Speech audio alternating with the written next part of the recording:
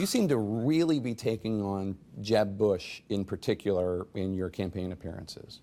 Why is that? I don't mean to, and I've been told that by others. I was actually told that by my wife, and I don't mean to, because I think he's a nice person. I watch him. I think he's a nice person. And I actually felt bad because I hit him very hard one day, and I said, why am I hitting him so hard? His approach to you seems to be not taking you seriously. His campaign, not taking you seriously. Trust me, he takes me seriously. You think so? Okay, I was going to say, what is your message to Jeb Bush? We have been contacted. My message is I think he's a wonderful person. No, and I look forward to seeing him. But in terms of him not taking you seriously, what do you say? Oh, you know he takes me seriously. And his people have, believe me, he takes me seriously. Why do you say that? Because they call. Well, okay. what do they say? What would you think? Stop attacking Jeb? You know what? They take me so seriously, and they do call, and they write, and just believe me, they take me very seriously. Okay. But with all of that being said, I really think he's a nice man. I think he's a wonderful man. I don't know if I want him negotiating with ISIS. I think Trump will do a lot better. You think so too, but you're not going to say it. Well, I don't know anybody's going to negotiate with ISIS. Well, you could bring them to a point. Look, the whole ISIS thing has to be ended. It's got to be stopped. We have to stop that. What's going on over there is incredible. Let me ask about the other side of the aisle, Hillary Clinton. Yeah. I was surprised to read that Hillary actually went to your wedding. She did. She went to your wedding, and I know you've contributed to her campaigns in the past. You've said that her husband is the best post-Reagan president. Well, I can't go with Bush. And Senior Bush, I really liked, but read my lips, I couldn't stand it. Are you still in touch with the Clintons? No, I'm not. I'm not at all, actually, no.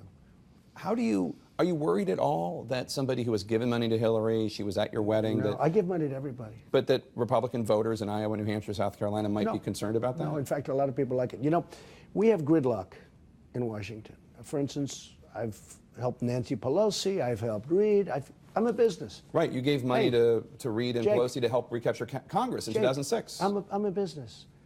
You know, I was in business. I built a great company. They always treated me nicely. We need that in Washington. We have total gridlock. So you will argue to voters, yes, I gave money to Reid and Pelosi to help recapture Congress, but this is what we need, more bipartisan spirit. I'm a conservative Republican. I'm a very conservative person, actually. But I get along with everybody. I would be more successful in beating Hillary, assuming that she gets it, which I think she probably will, although... Who knows? Who knows? I mean, if you go back few years, she was going to get it before Obama came along. Sure. That was, you know, that was like that was a done deal. But you think Bernie Sanders can beat her? Well, he's making a lot of progress. You know, you would have said, and I've watched him, and you know, I've seen his crowds. I get crowds that are fantastic too. He's got that. I mean, he's got a lot of people going to see him. Do I think so? No, I don't think so. But you know, hey, you've been in this world a long time. Absolutely. Stranger things have happened. Some people look at you running for president and say, this is just about ego, it's just about getting his brand out there. What's your message to those people? My message is that they're wrong. It's something that I've looked at over the years. I looked at it very seriously, as you know, 4 years ago. I've been thinking about it very seriously over the last period of time, and I've decided I'm going to do it. And you're in it to win it. You're serious. I'm in it to win it. Look, I give up a lot. I give up hundreds of millions of dollars in deals and potential, you know, things that I do. In all fairness, I don't want it to sound trivial, NBC renewed The Apprentice because we had a great season last season. And they would love me not to be doing this, I will tell you right now. I mean, the top people come to my office and they say, please do this. But I'm not doing it because of this. I can't do it. I'm not allowed to do it. Essentially, legally, I'm not allowed to do it. But The Apprentice, I give up The Apprentice. These politicians, Jake, I see them all the time. I mean, I'm with them now. They run, they lose, they win. All they do is run. They don't lose anything. They help themselves. I'm giving up hundreds of millions of dollars. But forget about what it costs. That's the peanuts. The peanuts, the cheapest part is what it costs to do it. I'm giving up hundreds of millions of dollars to do this. I'm giving up a primetime television show. I'm giving that up to do this. I'm a little blunt, but... Just a little. But you know what?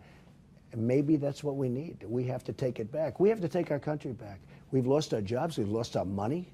We're a third world nation, and we're a debtor nation at the same time. You need somebody with the kind of thinking. I built a great company. I have some of the great assets of the world. And I talk about that only from the, not bragging. I talk about it because that's the mentality that this country needs. We need that mentality now, and we need it fast. Donald Trump, thank you so much Thank for you spending very time much, with us. Jim.